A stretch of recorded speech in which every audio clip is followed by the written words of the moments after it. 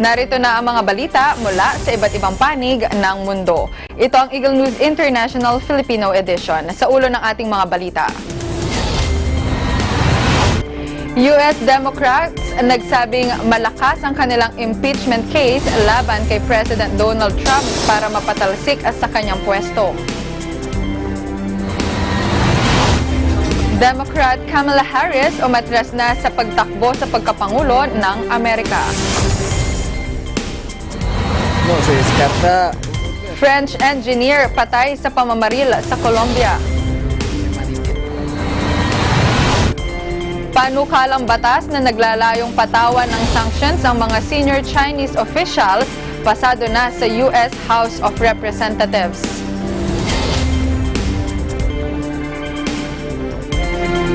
Ako po si Phoebe Publico, ang inyong magiging tagapagbalita. Sa detalye ng ating mga balita, ibinunyag ng US Democrats na meron silang malakas na impeachment case laban kay US President Donald Trump para mapatalsik ito sa kanyang pwesto. Nakasaad sa inilabas na impeachment inquiry report na meron umanong overwhelming evidence ng misconduct at obstruction si Trump. Ang 300 pahinang dokumento ang magsisilbing batayan para sa kasong impeachment laban kay Trump.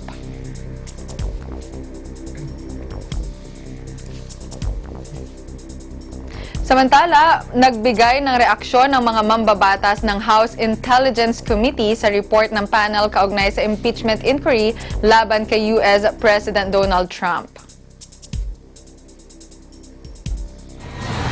Facts remain is the top 5 officials in the U.S. government and Ukrainian government say that there was no leverage and no pressure, and certainly the last 5 contacts between the United States and Ukraine would indicate that there was no linkage between aid and any deliverable. We want to make it as simple and as clear as possible. And I think this report does make a very compelling case about what the framers regarded as the ultimate threat, and that is the use of the public trust of high office for personal gain. We're looking at that now. We're going to have our first hearing tomorrow morning with constitutional scholars. Essentially, they're going to look at the evidence and, go through just exactly what it is and what it means, to our Constitution and most importantly, to our national security. So you haven't made a decision yet about whether the president should be impeached? No, I think it's important that we reserve judgment. The report is powerful, overwhelming evidence. And again, this is one of the largest investigations ever in America that relied on the fewest amount of documents. We had almost no documents. Sa kaugnay na balita, bigo umano ang mga Democrat na patunayan ang kanilang kaso sa report na kanilang inilathala tungkol sa impeachment inquiry laban kay US President Donald Trump. Ayon ito kina US Representative Liz Cheney at House Minority Leader Kevin McCarthy. We are back now, as you all know, and we'll begin tomorrow hearings in the Judiciary Committee on impeachment. Despite the fact that the Speaker of the House said that the evidence, if we're going to move forward on impeachment, needs to be clear, compelling, and bipartisan, the Democrats fail on every single one of those counts. And so the Democrats essentially stacked the deck in their favor. And despite the fact that they did this, and even with every unfair advantage and unprecedented advantage they gave themselves, including preventing the president from having any access to the proceedings, preventing his counsel from having any participation in the proceedings, they now have come out of this and fundamentally failed to prove their case. Adam Schiff has a long history with a problem of telling the truth. Adam Schiff also has a long history to do anything above and beyond, and even lie, if it takes to impeach the president. My real question that I think the American public would ask this new majority, name me one problem you have solved. Because they have issued more subpoenas than they've created laws.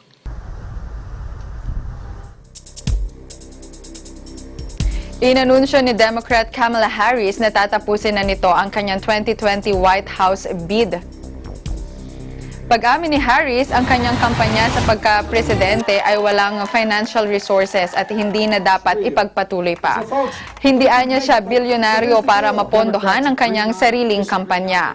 Si Harris ang tanging African-American woman na tumakbo para sa Democratic presidential nomination. Isa rin siya sa malalaking pangalan na umatras sa kandidatura kasama sina dating Congressman Beto O'Rourke ng Texas at New York Mayor Bill de Blasio. I have mixed emotions about it. She is a first-rate intellect, a first-rate candidate, and it's a real competitor. I have mixed emotions about it because she is really a solid person, and we're loaded with talent. But I'm sure she's not dropping out and wanting to make the changes she cares about. Would you consider her for VP still? It's real. And so, folks, we can make... Samantala, pasado na sa U.S. House of Representatives ang panukalang batas na naglalayong patawan ng sanctions ang mga senior Chinese officials. Ang nasabing batas ay nagdagdag ng tensyon sa pagitan ng Amerika at China na kasalukuyan pang naiipit sa negosasyon para isapinal ang kasunduan na re-resolba sa kanilang trade war. Sa Uyghur Act of 2019, kinokondena nito ang gross human rights violations ng Beijing at mass detention ng Uyghurs na inuugnay sa crackdown sa northwestern region ng Xinjiang. Ipinanawagan din ng batas ang closure ng re-education camps na ayon sa mga rights group at mga mambabatas ng Amerika ay may nangyayaring pang-aabuso. Nakasaad din sa Uyghur Act of 2019 ang paghimok kay Trump na patawan ng sanctions ang mga Chinese official na nasa likod ng naturang polisiya, kabilang si Chen Huangbo, ang Communist Party chief ng Xinjiang. Una nang ginalit ng Washington ang Beijing nang lagdaan ni US President Donald Trump ang batas na sumusuporta sa pro-democracy protesters sa Hong Kong na nagtulak naman sa China na magpataw ng sanctions sa US-based NGOs at ang pagsususpinde sa pagbisita ng US warship sa semi-autonomous territory. Ang iba pang mga balita sa pagbabalik ng Eagle News International Filipino Edition.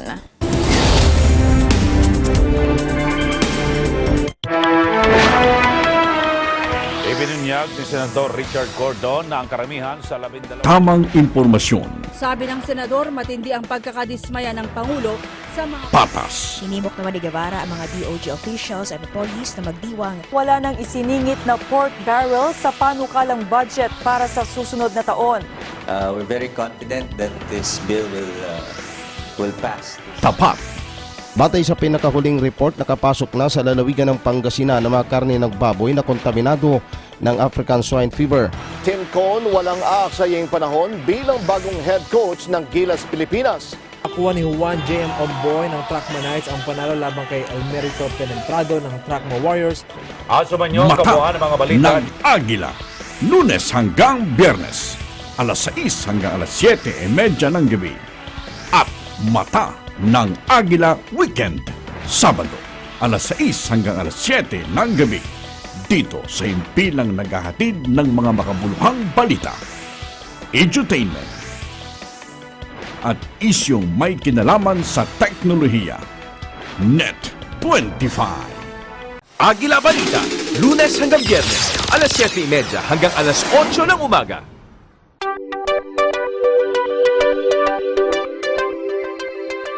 Dito sa Net 25 at OSN, siguradong at home ka dito.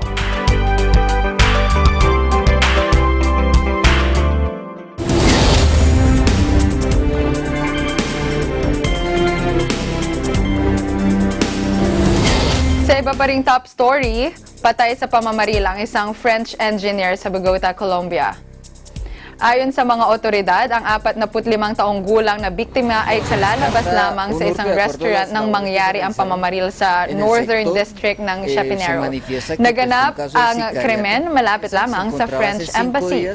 Sabi ni Police Major Robert Mendez, inalis na nila na robbery ang motibo sa krimen dahil batay sa mga ebidensyang hawak nila ay assassination ang nangyari sa biktima na gawa ng isang hitman.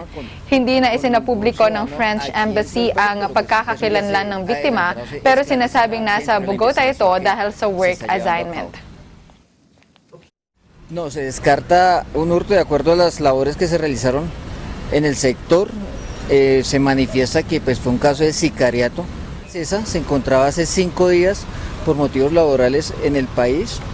De acuerdo a la trazabilidad y la investigación que se está adelantando, pues el último ingreso al país había sido hace 2 años, en diciembre del 2017. Pues no presentaba ningún inconveniente o ningún problema. Matapos na mawala ng 2 linggo, nasa gitna ang 2 turista na napaulat na nawawala sa Australia. Pero nawawala pa rin ang isa nilang kasamahan.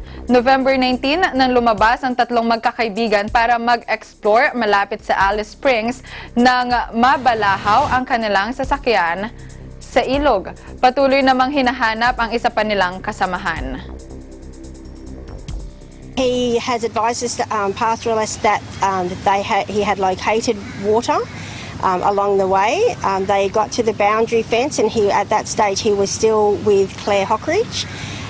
He had decided that he was going to continue and to follow the fence line until he found the station or more water, and he'd left her there. He continued to walk along that. It took him about 2 days. And he approached the pastoralist today, and first thing he did was went to the tank and got some water. He's in a good condition. He was slightly disorientated, the pastoralist said, but other than that, he was in good condition. He had a drink of water. The pastoralist has then taken him back to the homestead and given him a feed, and he's able to talk and in good spirits. Nasira umano ang relasyon sa pagitan ng Malta at European Union o EU dahil sa investigasyon sa pagkamatay ng investigative reporter na si Daphne Caruana Galizia. Ayon ito sa European Parliament fact-finding delegation. Ang outgoing Prime Minister ay pinaratangan ng obstruction of justice sa pamamagitan ng pagprotekta umano sa mga kaalyado sa politika. Noong nakaraang linggo ay nagbitiw sa pwesto ang Chief of Staff nito na si Keith Schembri at Tourism Minister Conrad Mitschi. Sinabi ni Sophie Enfeld, Dutch member ng European Parliament, ang problema ay di lamang sa pagitan ng Prime Minister at mamamayan ng Malta, kundi ito ay problema sa pagitan ng Malta at EU. 3 lalaki ang nahaharap sa kaso na may kaugnayan sa pagpatay sa Maltese journalist na si Galizia, ngunit di pa rin matukoy kung sino ang nag-utos na gawin ang nasabing krimen. As Prime Minister, he should have resigned years ago. His Chief of Staff and his Minister were found to have companies in Panama. Daphne reported it in February 2016. They didn't leave, he stayed and he protected them. The criminal justice system has deficiencies. These were documented by the Venice Commission. There's no real separation of powers. Too much power is concentrated in the hands of the Prime Minister, who has the power to appoint members of the judiciary, which he has done. The latest development is that the compilation of evidence in the case of a person who has been arraigned for murder is now in the courts led by Magistrate Nadine Lia. Nadine Lia's father-in-law, Paolo Lia, is the personal lawyer to Joseph Muscat, Keith Schembri, Conrad Mitschi and Christian Cardona, all of whom Daphne has written about, and 3 of whom are directly now implicated in the murder investigation. This is completely intolerable.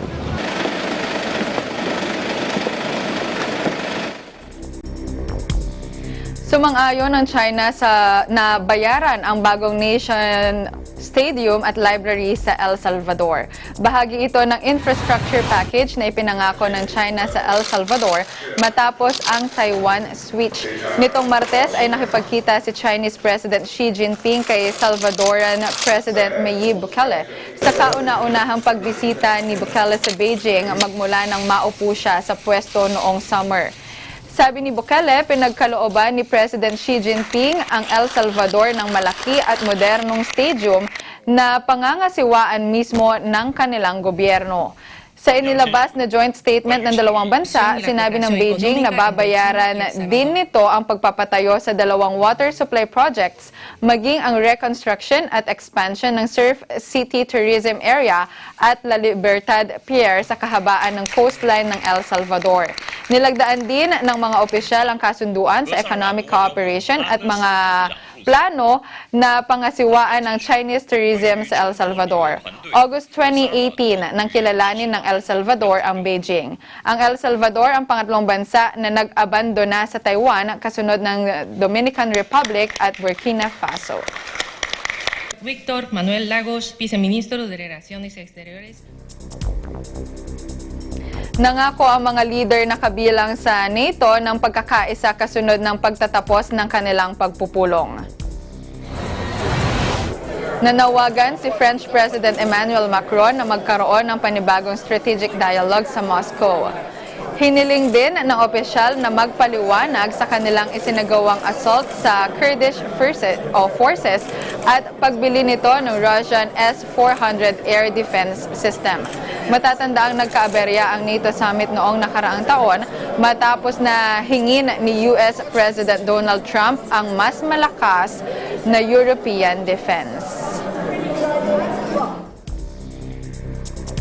Nag-courtesy call ang bagong Chinese ambassador to the Philippines na si Huang Zhilian kay Foreign Affairs Secretary Teodoro Locsin. Sinabi ni Huang kay Locsin na handa siyang makatrabaho ito at ang Department of Foreign Affairs para maipatupad ang mga mahahalagang consensus ni na Chinese President Xi Jinping at Pangulong Rodrigo Duterte. Ipinisinta rin ng Chinese envoy ang kanyang credentials at ipinaabot ang pagbati mula kay Chinese State Councilor at Foreign Minister Wang Yi.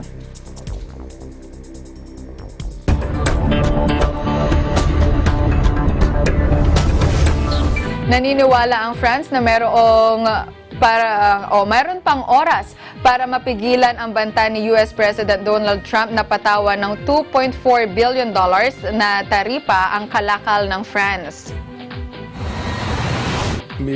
Nitong Lunes, sinabi ni Trump ang kanyang plano para sa import duties ng hanggang 100% sa mga kalakal ng France gaya ng Roquefort cheese sa kalagitnaan ng Enero ng susunod na taon. Sinabi ni Cedric Secretary of State for Digital Economy ng France, umaasa sila na magkakaroon pa ng talakayan at konsultasyon tungkol sa nasabing banta ni Trump. Ce que nous espérons, l'annonce de l'USTR ouvre une période de 30 jours de consultation.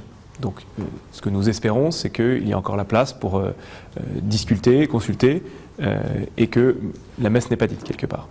Ensuite, sur le fond, nous mettrons en place cet axe et nous estimons que le comportement des États-Unis, s'il devait aller au bout, n'est pas à la hauteur de celui que devrait être celui de pays qui sont alliés et partenaires économiques, et qu'au bout du bout, ce n'est bon ni pour les États-Unis, ni pour l'Europe nationale. Le président Trump s'est engagé à négocier cet accord de bonne foi auprès du président Macron à l'été dernier, notamment à Biarritz. Nous avons fait beaucoup d'efforts pour trouver un compromis avec la proposition américaine sur les détails techniques de cette taxation.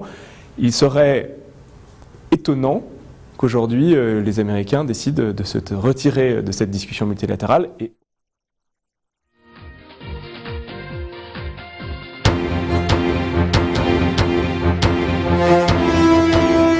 Hiniling ng mga otoridad sa Samao sa mga pamilyang di pa nababakunahan na maglagay ng red flag sa labas ng kanilang bahay para makatulong sa mass immunization drive na naglalayong mapigilan ang measles epidemic na ikinasawi na ng dose-dosenang mga bata.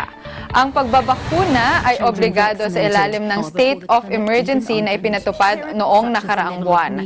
Sa public advisory, hinihimok ang mga di pa nababakunahan na maglagay ng pulantela nila o kaya ay red flag sa labas ng kanilang bahay o malapit sa mga kalsada para matukoy na di pa nababakunahan ang mga ito. Mas madalian nila para sa mga team na matukoy ang mga nangangailangan ng mabakunahan. Sa official data na inilabas nitong Miyerkules, ang bilang ng nasawi sa measles outbreak ay umakyat na sa 6 na po. Karamihan sa mga nasawi ay mga edad o mga bata na nasa edad 4 na taong gulang at pababa. Bago ang outbreak ng tigdas, ang immunization rate ay nasa 30% lamang. Pero ayon sa mga opisyal, ngayon ay nasa 55% na ito. Last weekend, 2 days later, his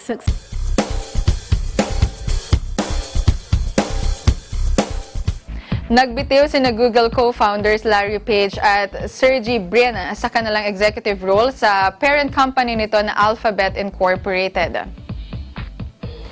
Si Google Chief Executive Officer Sundar Pichai na ang magte-take over bilang CEO ng Alphabet Incorporated. Iiwan na ng co-founders ang kanilang mga gampanin bilang CEO at President ng Alphabet, ngunit mananatili pa rin silang board members ng kumpanya. Ayon kina Page at Brin, mananatili pa rin silang aktibo bilang board members, shareholders at co-founders. Pero panahon na nila para mapagaan ang kanilang management structure. Dagdag pa ng mga ito, di na kailangan ng Alphabet at Google na magkaroon ng dalawang CEO at President. Sinabi naman ni Pichai na excited na siya sa Alphabet at ang long-term focus nito ay ang pagtalakay sa malalaking hamon sa pamamagitan ng teknolohiya. At yan ang kabuuan ng mga balita mula sa iba't ibang bansa. Eagle News International Filipino Edition. Sa pangalan ng mga bumubuo sa Eagle News Service, ako po si Phoebe Publico and I'm 1 with 25. Susunod na ang Agila Balita.